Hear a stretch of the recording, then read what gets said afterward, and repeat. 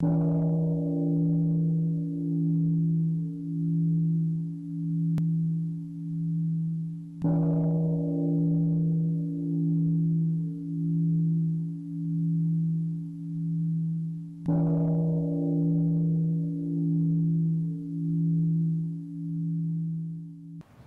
morning, dear friends. Các thầy các sư cô ngồi xuống chút.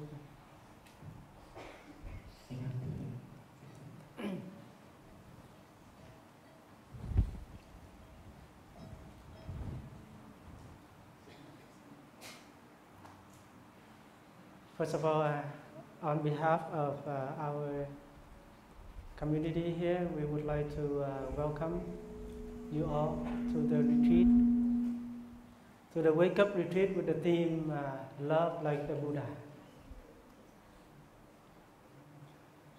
Not only love like the Buddha, but we also learn how to walk like the Buddha, sit like the Buddha, and breathe like the Buddha, eat like the Buddha.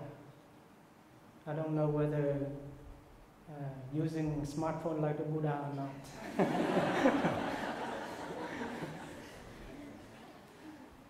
But we can help the Buddha using the smartphone, because he doesn't have smartphone during his time.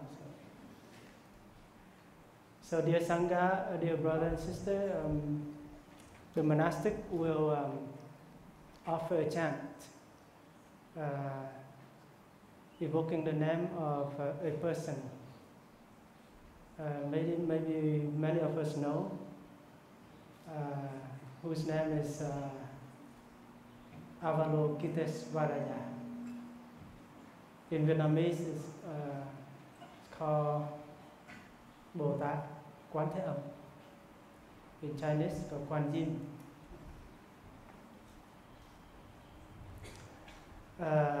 Avalokitesvaraya is a person who has great compassion, great love, and who has also a deep understanding about realities. She understands, she has the capacity to look deeply, to understand herself,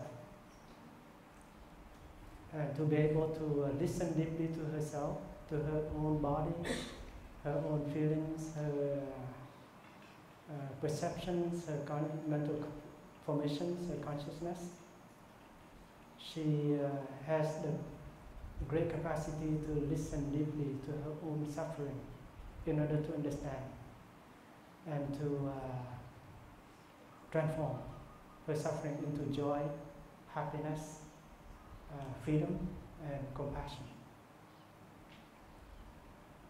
So in order to love like the Buddha, we need to practice in order to understand like the Buddha. Because we know that we cannot love if there is no understanding in our hearts, right? If we understanding in our heart, then we only seeking for or begging for love. And we can beg for love for the rest of our life. And we can never find, we can never feel fulfilled. We always feel empty, even we look for many things that we want to get. We look for someone, we look for something in order to fill up that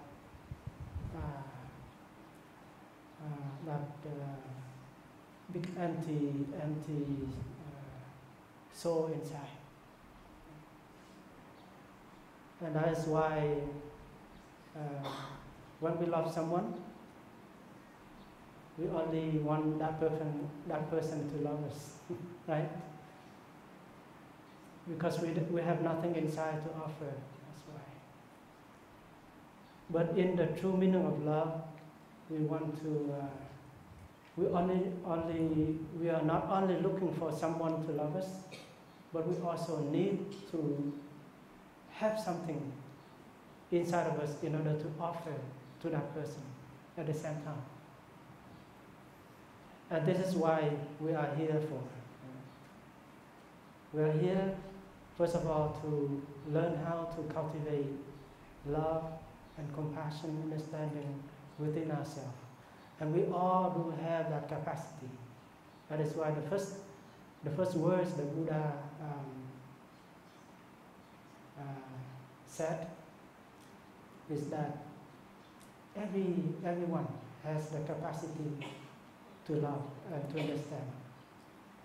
And we know very well that love and understanding are the two basic and most profound substance of true happiness. And if we don't have this, we don't know how to cultivate this two kind of substance within ourselves, that we cannot be a happy person. And we continue to run to look for it outside of ourselves. We look for someone, we look for something, we look in the direction of sensual pleasure, good food, fame, power, and so on. And even though we know that there are people who are very successful in having these things, and they reach to the top of everything, and they still suffer very deeply. And we have met many people like that on the journey of spreading the Dharma and sharing the Dharma and so on. So we should not underestimate ourselves. Right? We should come home to ourselves and believe that we can be a happy person. We can be able to cultivate this kind of wonderful capacity of being happy, being loving, and being understanding. And the Buddha, he has done that. And he showed us the way in order to do it ourselves. So it's very clear that the Buddha will not do it for us, right? He found the way, he showed the way, and we have to walk the way. And Buddha is not a god or a superpower man. He's just a normal person. But because he knows how to go home to himself and cultivate that capacity, that nature of love and understanding within himself, that is why he becomes an awakened person. So Buddha is meant to be awake, and that is a person who is awake to the fact, awake to the realities of life. So it is clear that in every one of us, innate inside of our consciousness, in our body, the seed, the potentiality of being awakened, being happy, being compassionate, and understanding. All we need to do is just to allow the seed to grow, to be touched and to grow. And the chanting of the monastics, they will help us touch that seed within ourselves. So we only need to open our hearts, our body, let go, relax, and allow the chanting to penetrate deeply into our body and in our mind, our hearts, in order for healing, for transformation, for joy, for happiness to grow. So there is a practice of healing by just listening to sound. And this is a wonderful sound, not a love song. Because when you listen to a love song, sometimes after listening to a love song, you become more lonely. You become like a shrimp. You lie back and you cover the blanket and you listen to that love song, to lullaby your pain, your loneliness, your suffering. And we know very well that by doing so, it doesn't make us relieve it. But there are sounds that can help us heal, transform ourselves. And this is one of the sounds, chanting, evoking the name of Avalokitesvara. Because we know that this name, when we evoke that name, the seed of compassion, understanding, peace, and love emerge in our hearts. And only love, only compassion, and understanding and peace can help us heal ourselves, transform ourselves. So the monastic, they are not like chanting like a machine, right? They chant from their hearts. And you, a listener, you can also listen from your heart. Listen in a way that you don't react. You just allow the chanting like the rain fall and penetrate deep into the soil. And everything can transform in the soil.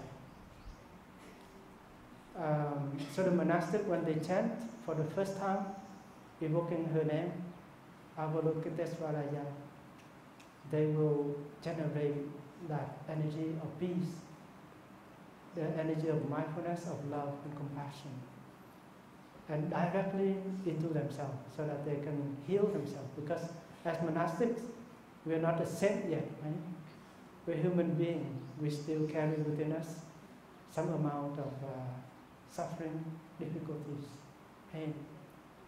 So we also practice chanting in order to heal ourselves.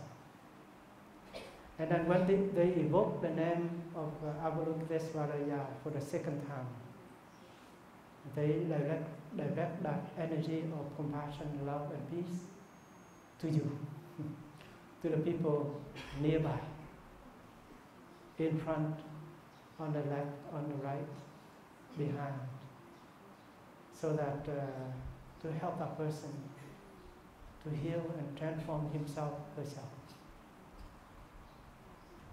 And together, when we listen with mindfulness of chanting, when we chant with mindfulness, evoking her name, the energy of compassion and love and peace, understanding, we can create this wonderful power, collective energy of compassion and peace that we can send to those far away. You can think of your loved one, your mom, your dad. Even your mom, your dad make you suffer sometimes. Yeah. But he needs love in order to heal himself. So you can send that kind of energy of love and understanding, compassion and peace to him and to her. Or to someone of your friends who is sick or who is in a desperate situation and not able to be here today. So you can send that energy to him or to her for healing and transformation take place. This is very scientific, because a butterfly flap her wings in Asia can create the rain in Europe, right?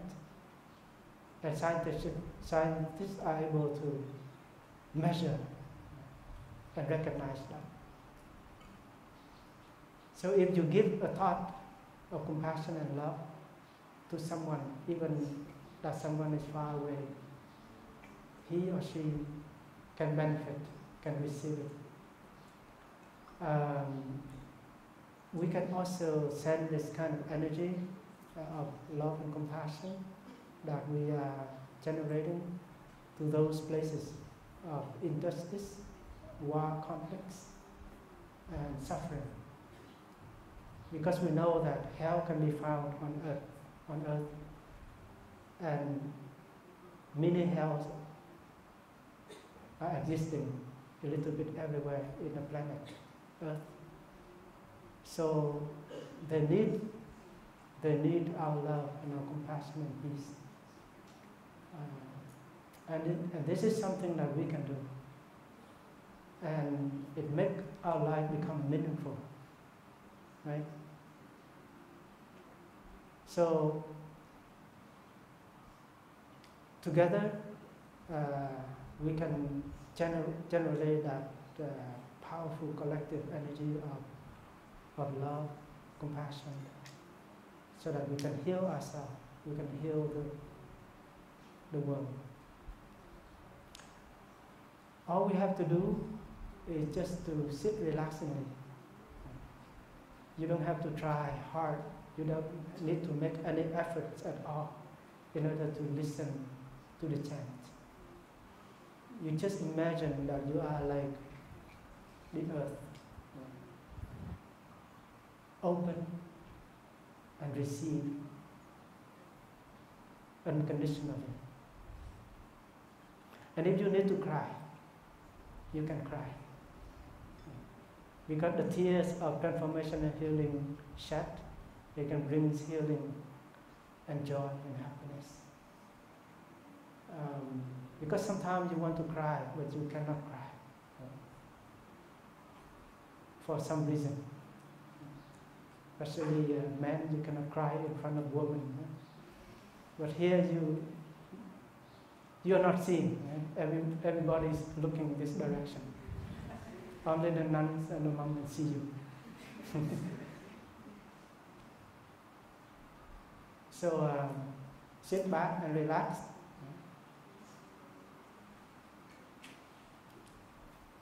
And we shall listen to 3 sounds of the bell and practice chanting and listening to the chant together.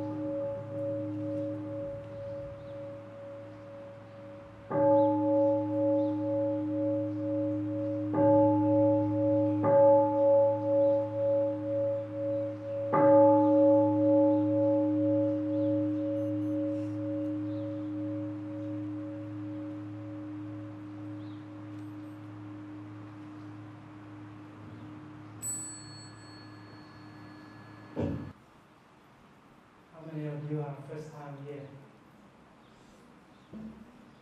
Wow. Almost everyone.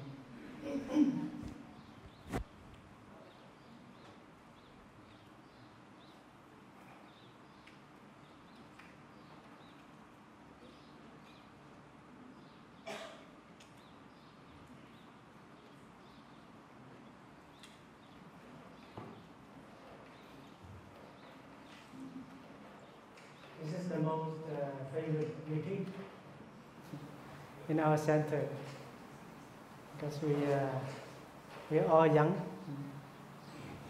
and we have so many things to share together. And our monastic here, most of us are young.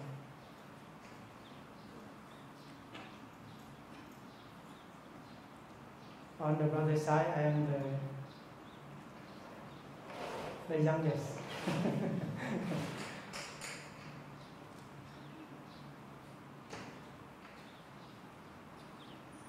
Dear friends, my name is Brother PHAP NIEM, Brother Mindfulness.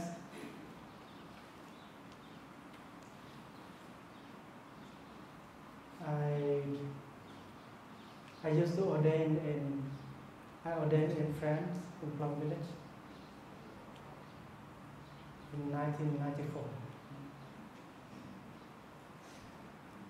And I moved here in 2013. So I have been here for about 6 years, 5 years.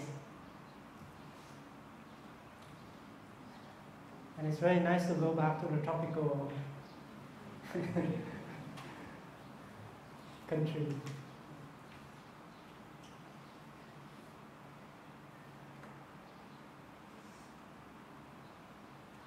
So today is the first day of the retreat. A wake-up retreat with the theme Love Like the Buddha. So in the next 5 days, we will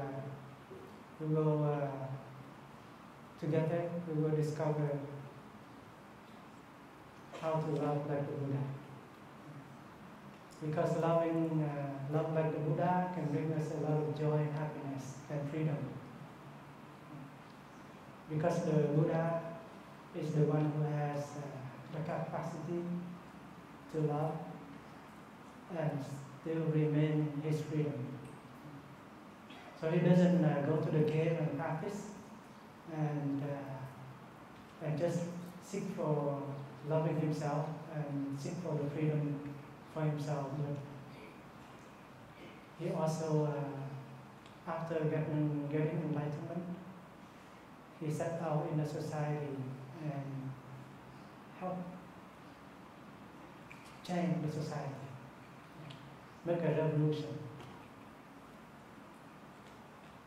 And he has helped many people in his time, including untouchable people that not belong to any caste. Because in India, during that time there was at least 4 castes, 4 levels of people, and Brahmin is the highest. But the untouchable people are the people who are not belong to this 4 castes, and they are treated like animals. If untouchable people by accident touch the Brahmins or the government people, they can be killed, and no law can protect them. So the Buddha tried to, and to them, to the thinking of people at that time, untouchable people cannot reach to become a saint or a sage, become someone that can be called an enlightened person. They don't have the capacity to that thinking. And women also only for to serve man, to do housework, but they can never be recognized as people who can become enlightened people. But to the Buddha, he knows that everyone, everybody, every species has Buddha nature, and if they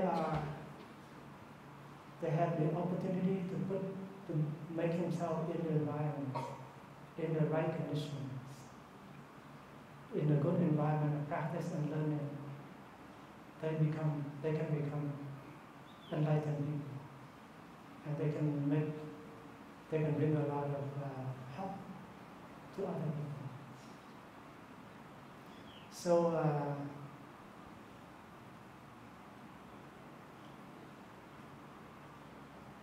many of us are coming here bringing some kind of luggages. You are not only carrying one luggage with your personal thing, but in your heart, on your shoulder, you bring some luggage, some amount of suffering, difficulties, wounds. And we are here in wishing to do something in order to make our life better, right?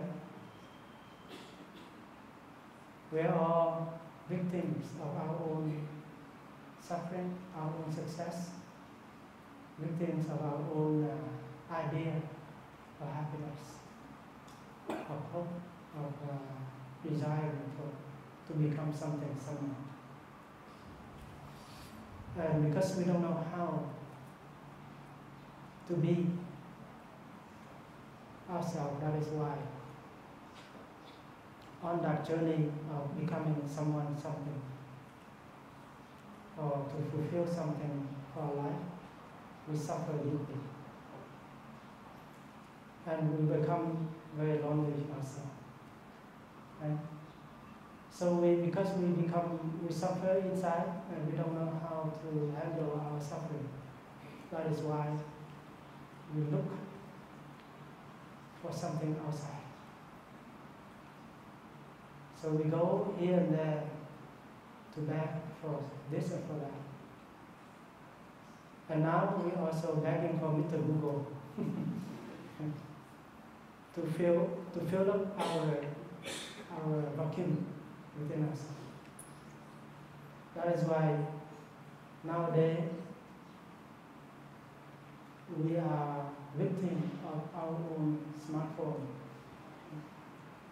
We are overusing the electronic gadgets, and we cut off ourselves from life, from our loved one, from the wonder of life. So I think that we are here in order to reconnect to ourselves, reconnect to life. So the Buddha, his teaching help us to go home to ourselves, and first of all, to take care of ourselves. And the theme of this retreat is love like the Buddha. And we know that we all need love, right, to survive. We don't just need food, edible food to survive, but we need love to survive. We need love, and we need to be loved. And if we don't, but wanting, needing is one thing. But to sit there and pray for love, it's not working. It doesn't work. If you go to the Buddha, to the temple or to church, and you pray for God, for Jesus Christ, for the Buddha, for the Bodhisattva, I suffer so much, please give me some love.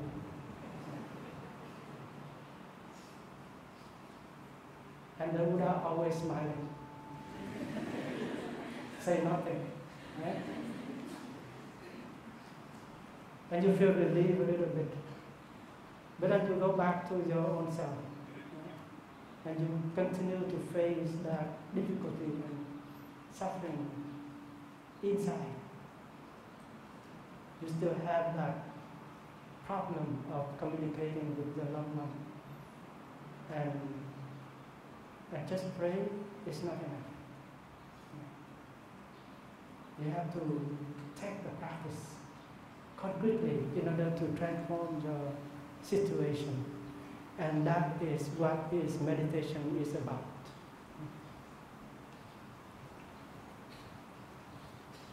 Say that you don't think that the Buddha before he become the Buddha, he is a happy person. He's not. He was Siddhartha, the prince of the country. And he has his own desire, aspiration. He has confront difficulties, life challenges as a prince. And he has many questions about life. Why are people sick? Why they are getting old? Why people die? After that, where do they go? This kind of question. And there are people who bear this question in their mind, and they think too much about it without having a concrete way out for it. And sometimes they can die because of it.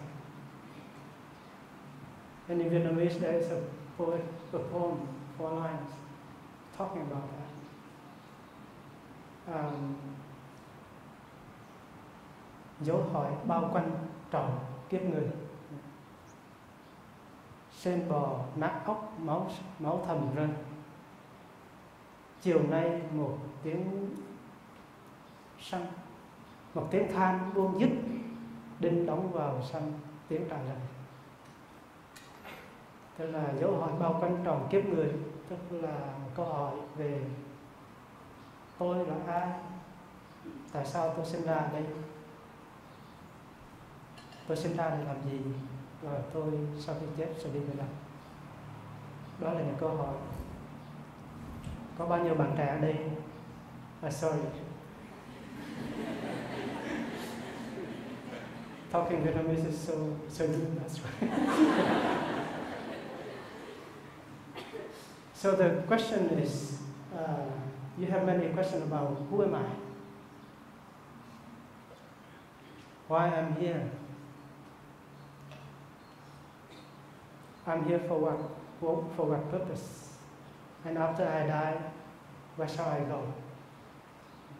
This kind of question.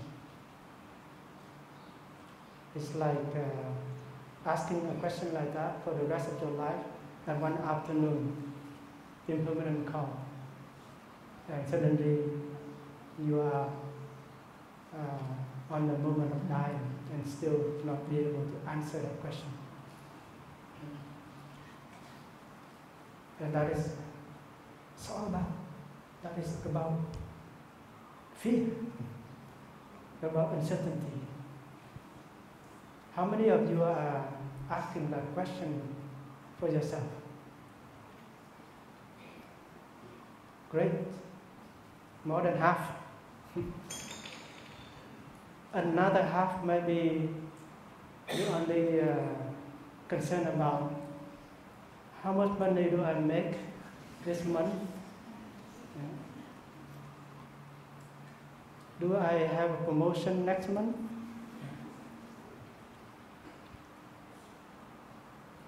How can I find a good boyfriend?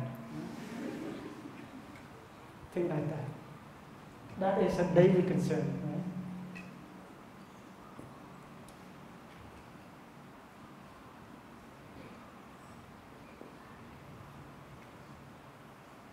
It's reasonable because we are living in the society.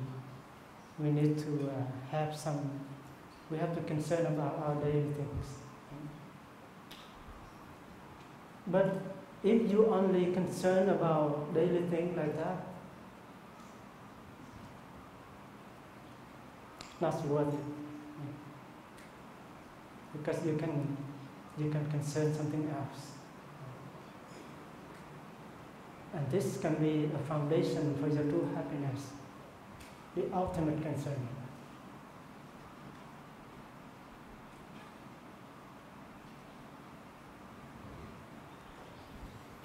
So as young people, we should have this two go along together. First, daily concern, and then ultimate concern. What is ultimate concern? Ultimate concern is that to practice spirituality in order to understand deeply the reality, to understand who am I, why I'm here, after I die, where shall I go? The ultimate concern is how can I help? What can I do in order to help the people to suffer less? And this is ultimate concern. So you don't want to just pay attention to what should I wear today, what kind of cosmetic should I put on, what kind of shoe do I wear, or you only concerned about how do I maintain my good health. It's a good concern, but only paying the rest of your life and try to maintain your good health. You have to die one day anyway, right? So you only need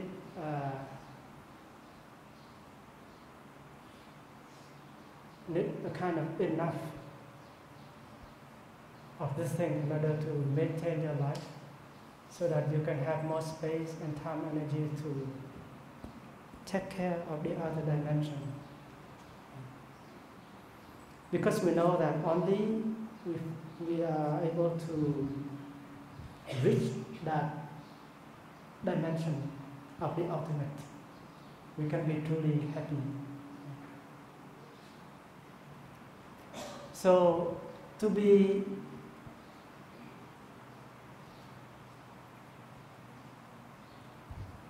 the Buddha said that we have to go home to ourselves, and we are made of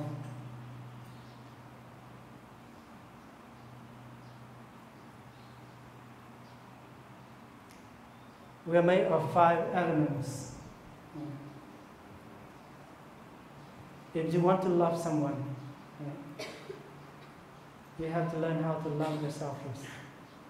And many of us, we are not capable of loving ourselves, right?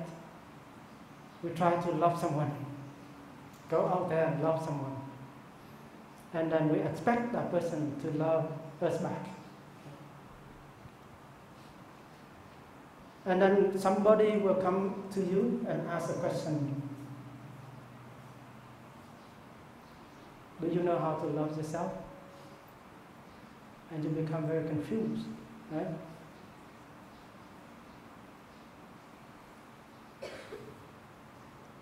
It's like when you meet someone and you ask, how are you? And you ask that question 10 times, 100 times, every day, right? I said, oh, I'm fine, I'm fine. What do you mean by that? I am what is that? I am fine. Or you just answer vaguely, oh, I'm fine, but actually you are not fine. But for the sake of answering the question, respond to the question, so that you will not be called an impolite person. Inside you are not really, you don't feel well, you don't feel good, physically and mentally. But outside, in your mouth, you say, I am fine. So When you say that I am fine, you should relate to form. It means, is the body, do you feel good and well in your body? Right? Do you have something, or you have some tension, stress, and pain in your body? Right? You are facing that. If you don't face that, you know that your physical body is in a good state. And you can say that, I am fine. But if you don't feel well, and say, oh, I don't feel well physically. I have some pain in my body. But sometimes you know that you have some pain in your body, and yet you are so busy of taking care of this thing and that thing. And you don't have the time to go back and to really take care of your body. And then in the domain of feelings,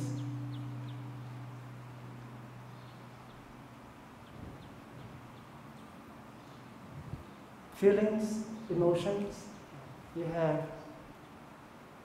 good feeling, you have unpleasant feeling, and you also have neutral feelings.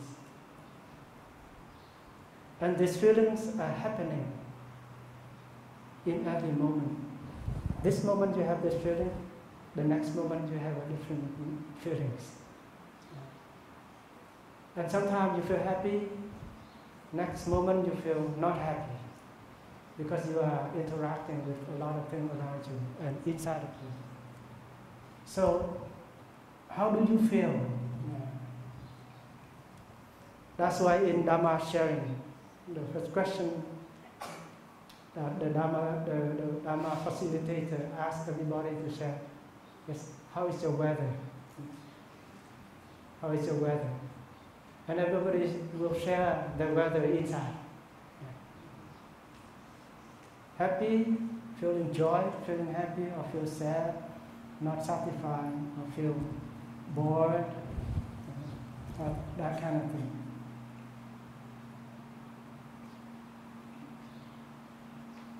Perception.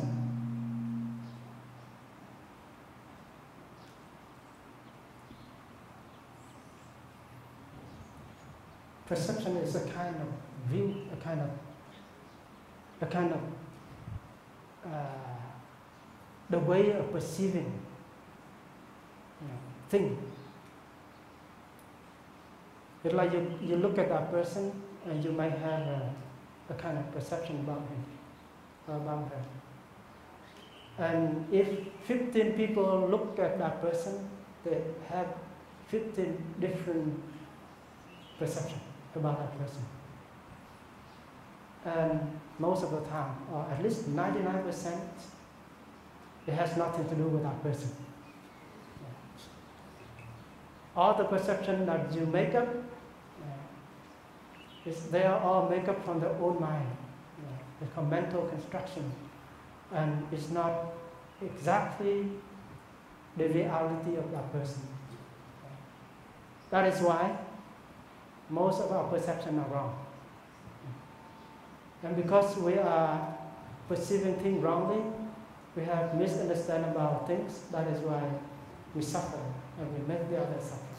So this is also one of very important domain of ourselves that we need to really go on and take care. Mental formation.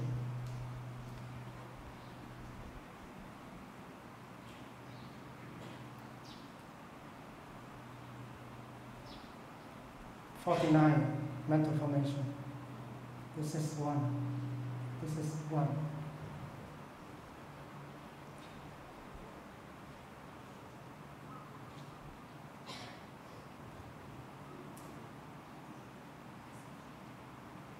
And consciousness. So mental formations, there are different kinds of mental formations lie deep in our consciousness. as seeds. And every day, different things go up and down, right? Like wave in the ocean. Joy, happiness, regret, anger, aversion, forgiveness, betray, fear, anxiety, love, compassion. They are all called mental formation. And in every day, when all this kind of seed touch is grow into a zone of our consciousness, and it's called mental formation. It's a kind of energy that moves in our body, in our mind. And if we don't know how to handle, if we don't know how to take good care of our mental formations, we can get drowned into this mental formations. It's like you don't know how to swim, and you are thrown in the ocean. And then you just go up and down, up and down, up and down like that until you become exhausted. And you may die. So, a consciousness, where is a place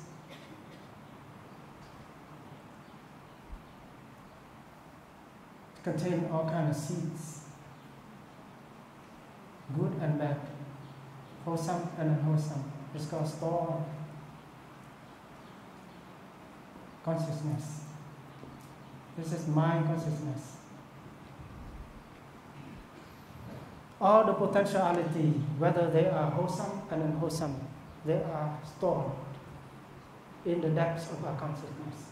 And when this kind of seed are touched, they can manifest into our mind.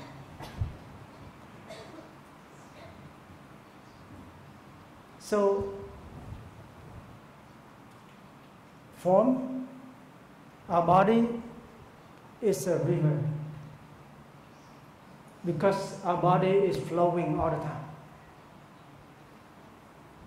It's not something that is solid. It's changing and flowing like a river day and night. And we think that we understand our body. No, we understand only a little bit about our body. Our body is really wonderful. And if we meditate and we look deeply into our body, we know that our body is a manifestation of light. Our body is a wonder of light. And our feelings is also a river, another river of ourselves, flowing day and night. And the feelings river is made of good feeling, unpleasant feeling, and neutral feelings. And perception also another river, because our perception is like it's made of a small fraction of perception. Perception is not something that like a big thing. It's like light. It's like light, and light is made of small particles, right? Made of many things, photon. So perception is only manifesting, come and go away. It's just a fraction of moment, and then it yields for space for the next perception to grow. So the perception are a continuum things. And that is why it's changing all the time. And sometimes you have a tendency that you hold on that kind of perception to believe is the truth, and you can suffer a lot about your own perception. You don't know that your perception is also impermanent and change all the time. Nothing can remain the same in 2 consecutive moments. And in mental formations, there are 49 of them, and they are also changing all the time.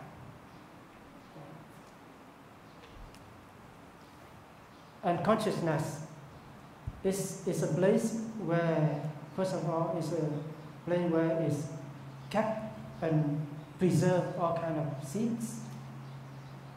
In it, it's like in our cell, it preserves all kind of potentiality, right? So each cell of our body contains everything that we need to know about our ancestors, our civilization, and so on. But don't think that they are staying in that position unchanged. Yeah. Seeds is also called historical consciousness. It's also flowing and changing and alive. So that's why, like mung bean seeds or red bean seed is kept in the storage in the kitchen, but they are flowing non-stop, changing non-stop, and fully alive. You only need to put it into the water for overnight. It can get bigger, and then it can sprout and become a plant of red bean. So the seed of mindfulness, of love, and understanding can be found in our star consciousness. And we are here to practice in order to get in touch and to allow the seeds to grow. And love, understanding are organic nature. They are like trees, and they can grow. If you don't do something in order to help us grow, it continues to remain as seeds. And when it remains as seeds, then you allow other seeds to grow. Yeah. You allow anger, fear, frustration to grow, worries, jealousy, and so on to grow up here. And when they grow and develop in the mind consciousness, can make you suffer. The way you do things, the way you think, the way you speak, the way you act, bear the mark of this unwholesome mental state. And that's why when you say something unmindfully, you cause suffering to yourself and to the other person. When you do something unmindfully, you can cause damage to yourself and to the other person. And not only to the other person, but also to the environment where you live in. So, to practice is to go home, to really take care of our territory, our 5 zoning of ourselves. The zone of our body, the zone of our feeling, perception, mental formation, and consciousness. And throughout this retreat, we shall learn how to go home. And first of all, to restore peace, harmony in our body, in ourselves. Because mindfulness is a seed, and mindfulness can be touched and help us come up to our mind consciousness.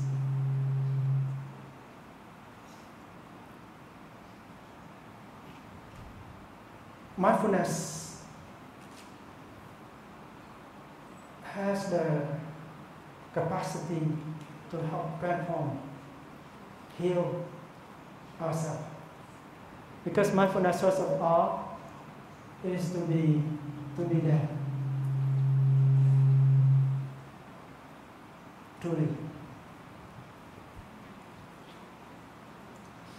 If you are not there, how can you love? This is the phrase of our teacher.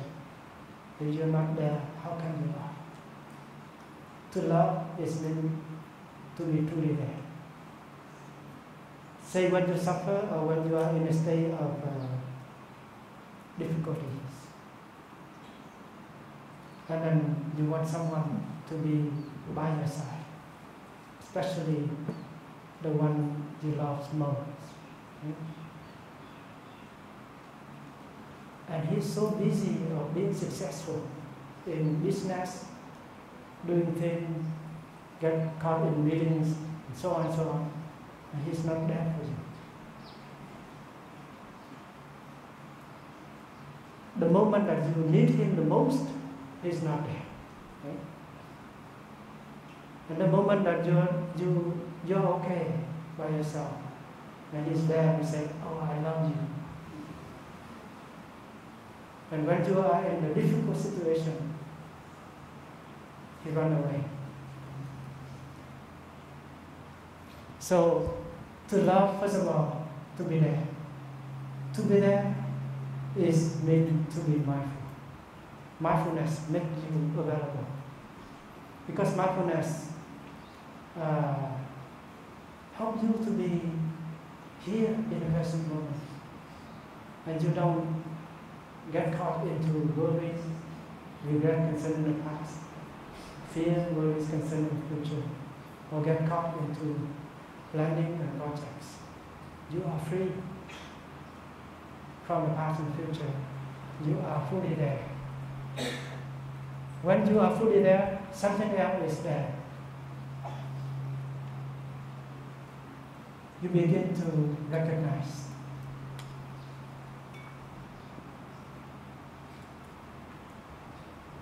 You recognize that you are still alive. You recognize that life is available. You only need to open your eyes, open your hearts, and you can allow this wonderful, refreshing elements of life to penetrate into your body, your mind, for joy, for happiness, for healing to take place. This morning, when we sit here together, and when we walk outdoor together, if you look from afar, you see that it's a powerful image. It's so beautiful. Everybody walking mindfully. And then the flowers are blooming so beautifully on the road. The grass, the song of birds. All these are wonders of life that are available. You begin, when you breathe in and out, and pay attention to your step and your breath, and you make yourself available, then life is available for you. And you recognize that. And you can learn how to smile. Okay? Smile to life. Smile to life is better than smile to the customers. Because your smile with the customer, hidden behind is money, right? Selling your products. But smiling to the tree, the flowers, the mountains, the blue sky, they can make you feel joyful, uplifting. So mindfulness has that capacity. So mindfulness, first of all, helps you recognize not only the wonderful wonders of life, but also recognize that your mom, your dad, your good friends still there on your side. And you learn how to appreciate the presence of that person. So when you go home, right, or you have a phone, sometime in the retreat, you call home to your mom and dad, and you say that, "Mom, I feel so happy. I know that you are still there for me." And if you say that words to your mom, she will feel happy. Even though for Vietnamese people or for the Asian people, you are talking about nonsense. But in her heart, in depth of the heart, she felt happy inside. For the Westerner, if you say that, they feel directly like, oh, thank you. But in Vietnamese or in Asian people, if you say that to your mom and dad, and they will say, are you sick? Something wrong? But this is a loving language. You have to learn how to speak. And you train them how to receive it.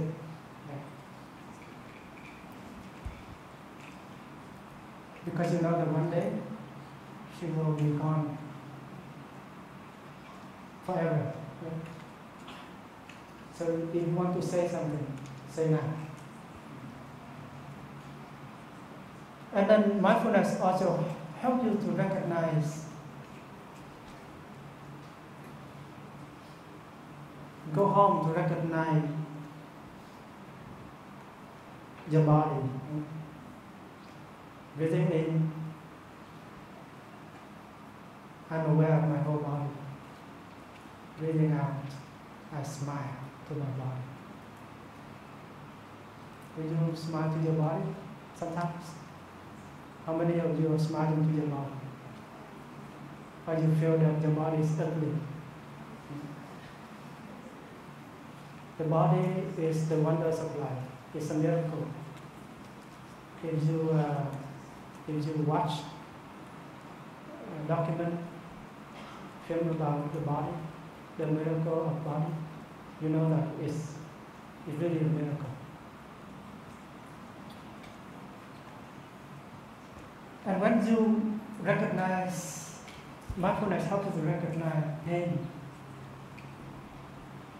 suffering. So mindfulness not only pay attention to, or have a capacity to recognize the positive things, but also help you to see, to recognize that there is pain, there is suffering in my body, in my mind. I need to go home to take care.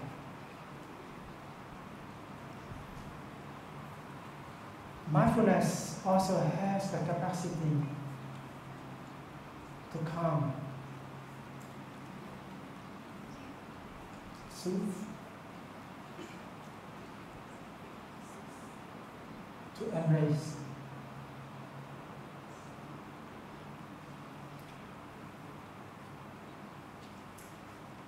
to accept.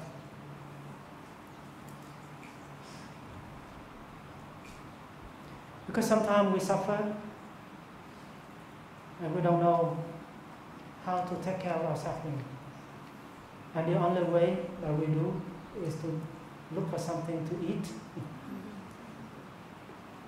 look for something to listen to, look for something to see,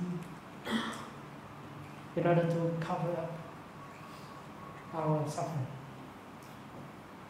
Go to the bar, drink, to forget. So that is why the people who produce things for us to consume, they understand us very well. They don't understand about themselves, but they understand us very well. They know what we suffer, how we feel about ourselves, and they try to offer things that we need. And there is a team in different companies. They have a team in order to do research about people, of their client, in order to understand them. So they produce the kind of thing that for people to suffer less.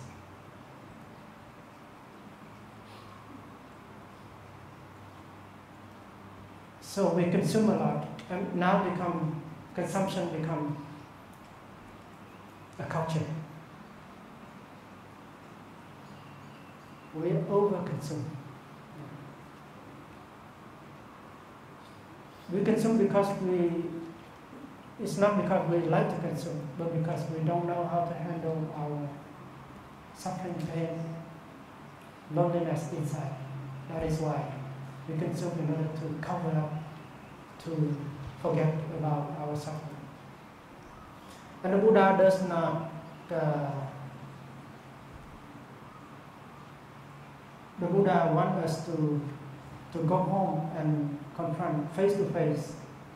But before we do that, we need to practice in order to calm, embrace, accept our pain and suffering. So mindfulness has the capacity to do that. Mindfulness also helps us become focused, become concentrated, become attentive to that particular thing in order to see things deeply.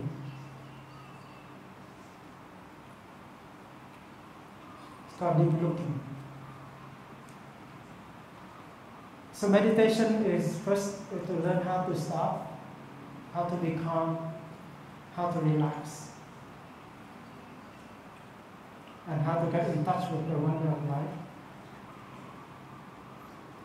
And then mindfulness also helps us looking deeply to understand the nature of our difficulties, of our suffering, in order to help us liberate.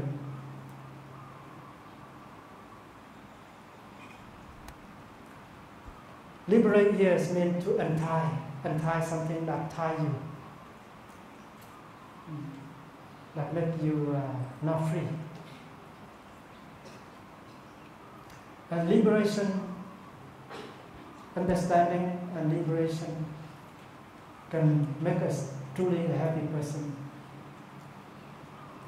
So this is the capacity of mindfulness. And if we are able to generate this energy of mindfulness, it gives rise to the energy of concentration. And concentration, mindfulness, when it is practiced well, it gives rise to deep understanding.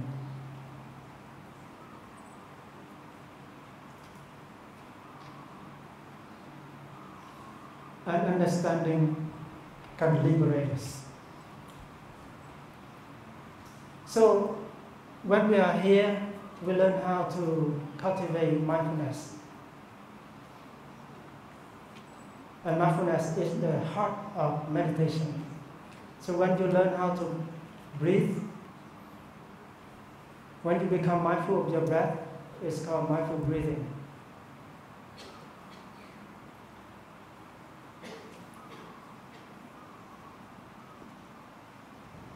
When you breathe in and when you breathe out, you learn how to breathe naturally. Breathe in, I know I breathe in. Breathe out, I know I breathe out. And you don't have to try to breathe. You breathe naturally. All you need to do is to light up the light of mindfulness and shine into that in-breath and out-breath and aware that there is the breathing is happening. And so this morning, and then the second exercise, breathing in, I follow my in-breath all the way through. Breathing out, I follow my out-breath all the way through. It means that you stay with your in-breath and out-breath. And when you are able to stay on the track of your in-breath and out-breath, you are free. You are free from thinking. You are free from worries. You don't have to push away your thinking. You don't have to get rid of your thinking. Because sometimes you think too much, and especially worries and fear, it makes you stressed. So in order to help you to release stress, you stay with your breath. Stick with your breath. And breathe naturally in the sitting position or in a lying down position or in a walking position. And if you stay with your breath like that, the first fruit of practice, you become free. At least you are free from thinking.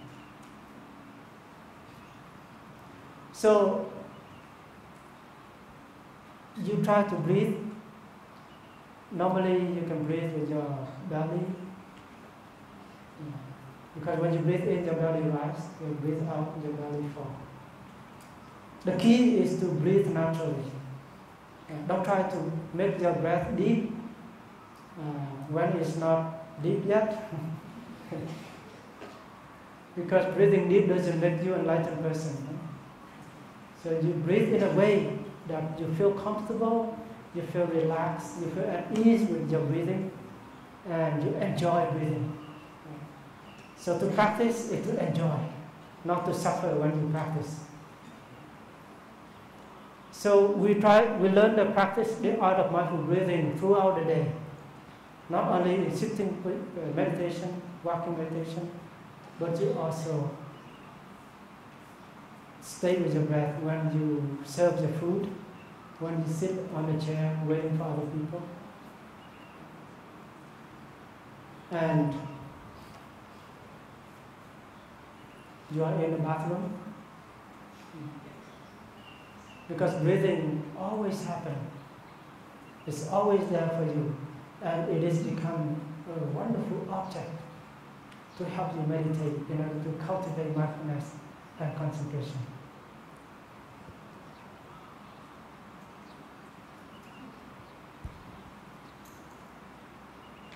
And when you breathe, and you know that you are breathing, it brings you joy and happiness. Because you're still alive, breathing. If you breathe in and you cannot breathe out, done. Yeah? Some people will cry for you.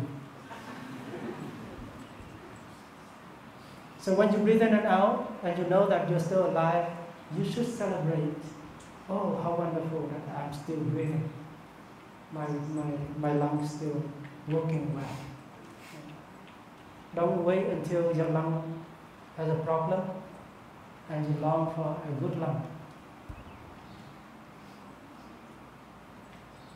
So when you breathe and you combine with your step. So when we are here, walking meditation becomes a wonderful practice of our tradition. Wherever you go, you learn how to walk mindfully. So you don't walk mindfully in the morning together after the sitting meditation, but you learn how to apply mindful walking throughout the day, from your bedroom to the bathroom, from your bedroom to the dining hall, from your bedroom to the meditation hall. Wherever you go, whether that distance is very short, you learn how to walk mindfully. Why? Walking mindfully is love. Why it is love? Because you learn how to love yourself. You learn how to produce energy of peace and harmony in your step in order to nourish the body and the mind. Because each mindful step brings peace and harmony in you, and they help you to stop thinking, help you to stop worrying, so that you can be in the present moment. And your body, your mind needs peace. Peace can help you learn how to relax and to be a happy person. So we need to feed ourselves with peace, with harmony. That is the basic of self-love. First of all, you don't walk to become an enlightened person. You only need to walk in order to nourish the peace and the joy in yourself. And again, you walk naturally, right? You don't make anything different at all. You don't just like walk like this. It's not a dancing platform. So you just walk naturally, and you breathe in, you make 2 steps. Breathe out, you make 3 steps. In, 2 steps. Out, 2 steps. If you are not capable yet of combining your breath and your step, you just breathe in, breathe out. And you pay attention fully. Bring your mind and put under the sole of your feet. And stay there. Don't stay up here. You get drowned. You get lost. Lost in thinking. That's why I think, therefore I'm lost. So, and when you walk, you touch the earth, you touch the soil under your feet, and you know that this earth is a wonderful planet. Have you seen Gravity, the movie? Yeah. The message of that film is about making a step joyfully on the planet Earth. Because after having a lot of things up there in space and almost die up there, she's the only one that make it down back to the Earth. And the first thing she does was making a step mindfully, right? And the film ends there. She touched the soil, the sand, and the water, and she knows that this is a miracle.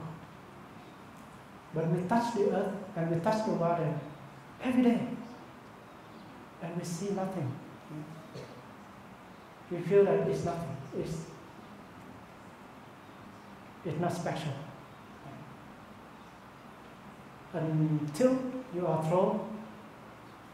thrown in a space for many days, and you come back here. Oh my God, I'm back. So each step that you make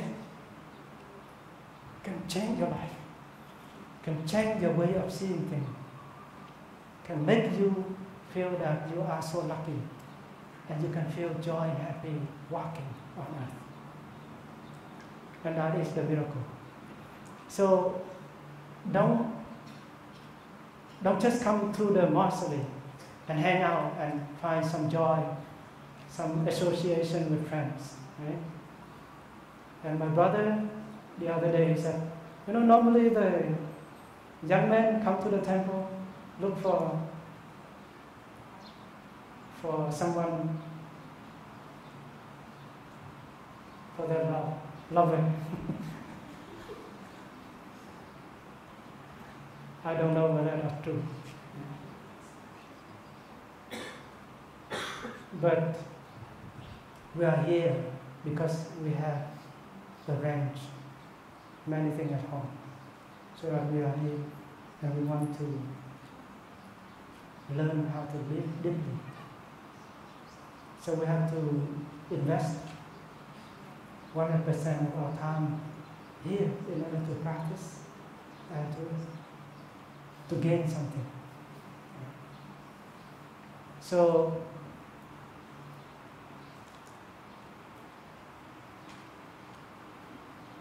when peace and harmony and freedom is in our step, we can be a happy person. So walking meditation can free us from worry and can also cultivate energy of peace and harmony and concentration in our soul, which are needed to use in order to go home and take care of our body and our mind. So we don't have to run away. We don't need to run away, right? We have a tendency to run away from ourselves. Now is the time to go home and really take care of ourselves. And we know that if we know how to take care of ourselves, we know how to take care of other people.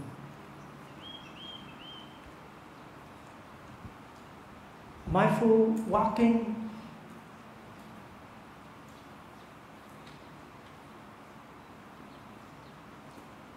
mindful eating.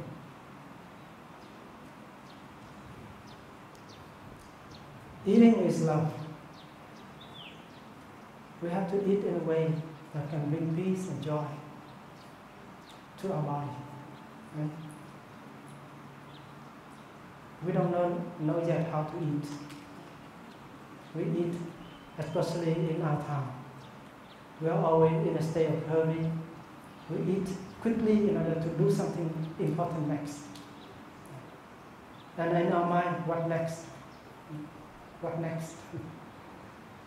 So we just dump the food into our stomach in order to do something else.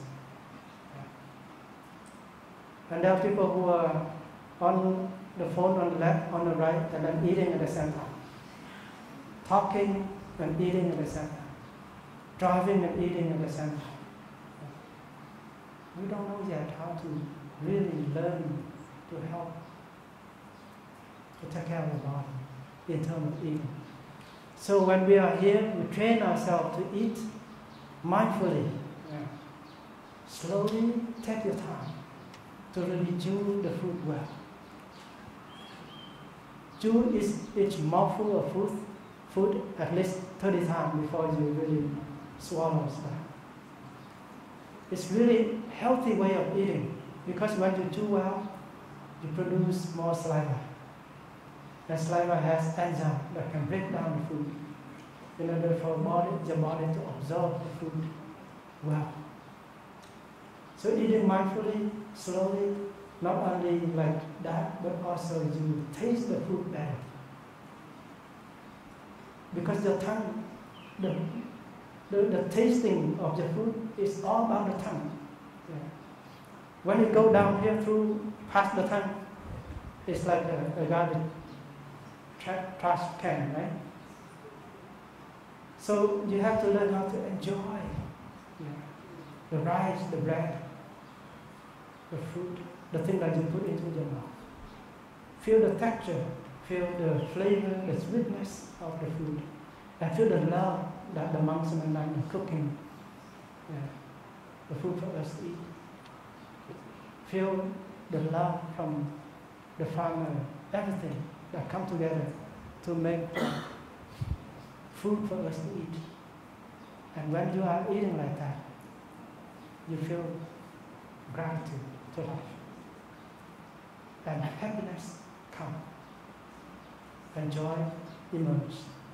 Love comes. Spring up and that help you heal your body. So we have like 45 minutes to eat, so don't rush. Don't rush. The boss is not hidden in your back.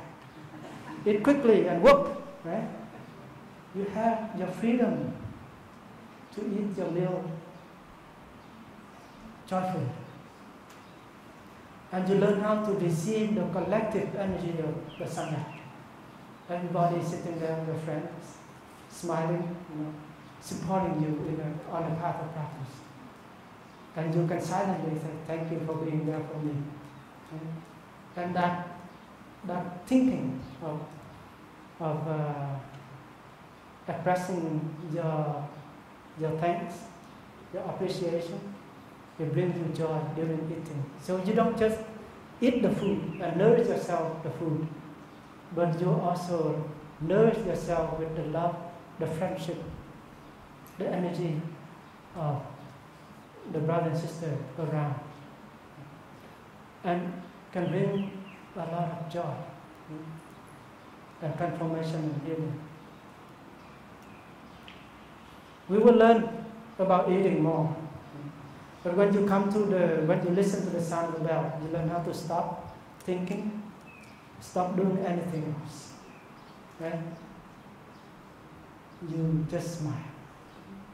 Breathe in, I know I'm still alive. Breathe out, I smile to life. Yeah. Learn how to smile. Because smiling is better than any kind of medicine. You smile and all the stress, the tension in your face will relax. You become young. You become young because you smile a lot more. And then you make your way, you don't talk anymore, you make your mindful step to the dining hall, to the serving hall, and you get your food in silence. And there are many different kinds of food on the table. You don't need to necessarily get everything. You only get something that is suitable for your body, for your physical body, and enjoy it. And you don't have to eat a lot. If you eat mindfully, you eat less and you fill your stomach. And that is always the key. And when you serve your food, you stay in line, right? And then you might stay here, but then your friend over there, and you look. Sometimes you look at the table, is the food left? It's all gone. Oh my God, that food, I like it. It's my favorite. And then when it comes to your time, it's all gone. Instead of doing that, you just stay back, stand still, relax. Be mindful, smiling. Whatever is there, you will enjoy it. If the food is not there, it's gone, the cooker will bring more. So you don't have to worry about food. And when you sit down, you get the food and you go to the table. Find your seat, sit down. Don't just open your eye. Look around, who's there? Why is that person look so mean to me? Okay. You don't have to do that. You just be yourself. Be beautiful. Sit there, enjoy your breathing, waiting. In a moment of meditation. And enjoy each breath. You start eating right away. Not the food. You eat the joy. And when everybody comes, when the bell is invited, and then reading the 5 contemplation, we all start to eat together. And then when you eat, you scoop a spoon of food, and you look for 1 second. And you recognize what is in the spoon. And then you put into your mouth. And remember, just put the food into your mouth, nothing else. Nothing else. Not worries, not your plan, nothing. Not your anger, fear, just the food. And when you choose, just the food. Nothing else. You don't choose your worries, your fears, your anxiety.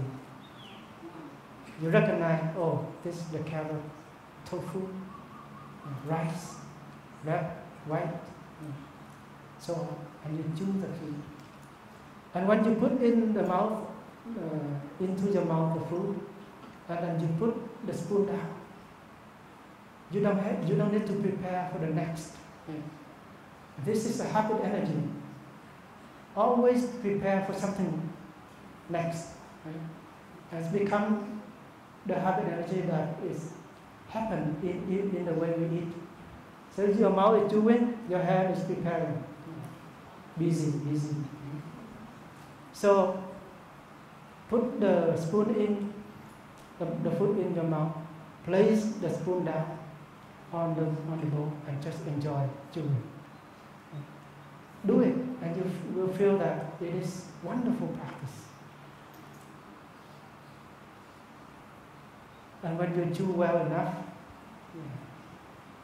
your stomach will do not need to work overload in order to digest the food. And that's how you learn how to prevent from stomach ulcer.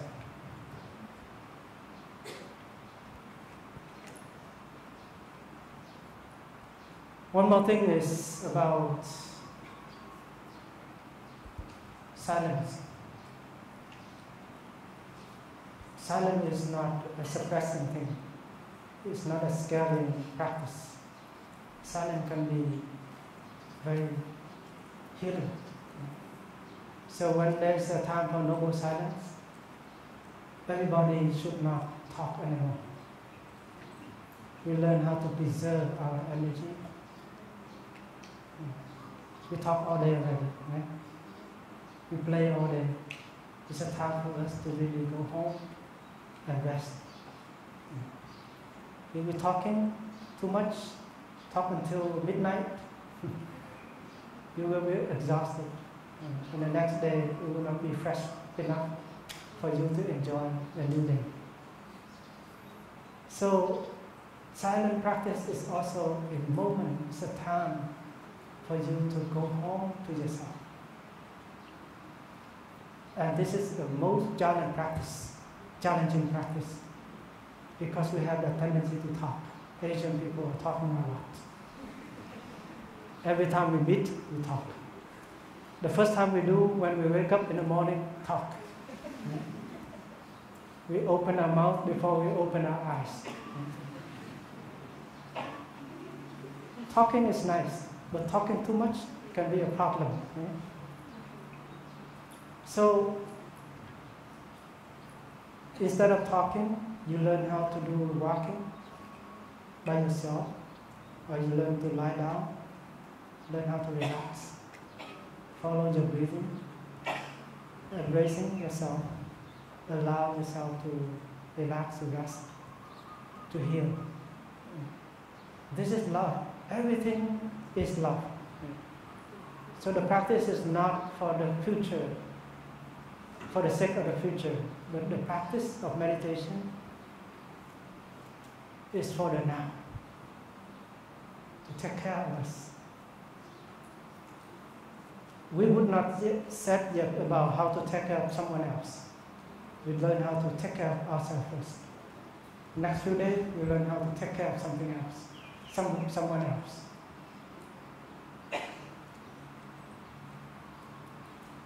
So we learn how to, the noble silent practice begin after the evening sessions. I don't remember what time.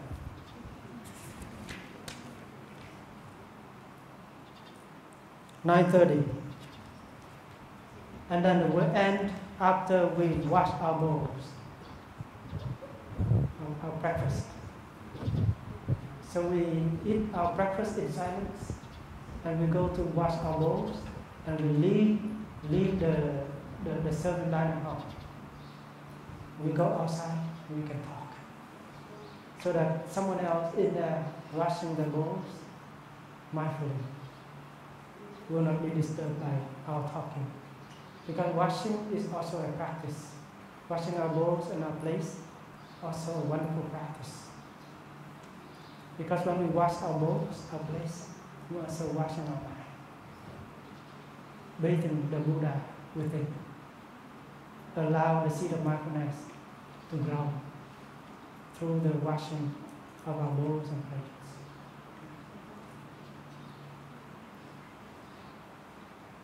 So please take the time to enjoy walking, enjoy eating. Take your time. Don't worry, don't rush. And if you have something that you bring along with yourself into the retreat, like some pain, some suffering, some despair, don't worry, let it be. Let it be. Okay? There will be an answer. Okay? So don't worry. You only need to practice, and everything will be okay.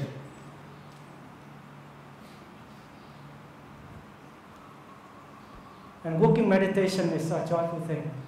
So we divide it into different groups according to our Dhamma sharing group. And in the walking meditation, the thing that we do is to build brotherhood and sisterhood. We share our work together. We can laugh, we can play, we can sing through moment of working together. And we support each other in working. Because sometimes some people in our group are capable of doing something well. Some of us are not, right? Because we are not used to it. The good thing is that when we know, then we also support and help our friends to do. So we are helping each other, and it's a fun time. You know, like cleaning the toilet. Some of us are have never cleaned the toilet at home. Our mom does it. Yeah. We don't do it. And when we come to the retreat and to our center especially, sometimes the public bathroom is not doesn't look good. And we feel so nasty, so,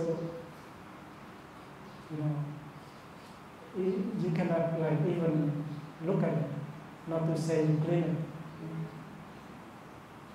But after doing it, you might find it's very nice thing to do.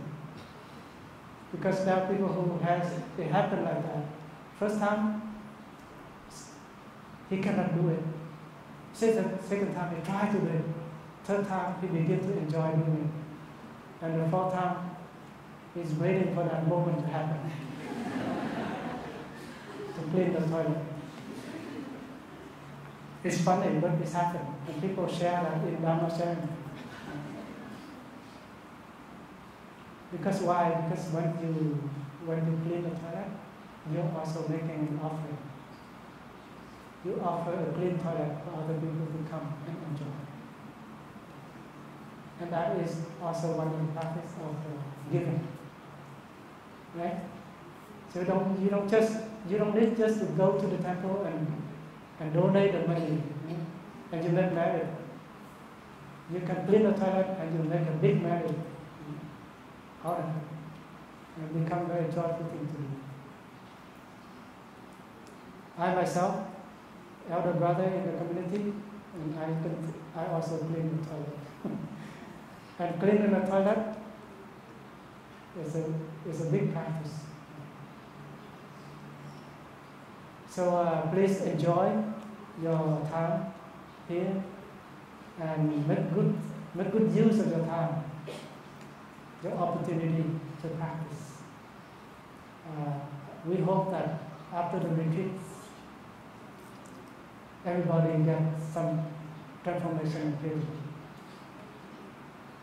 and seeing what to do for our life as young people and for our society. Thank you.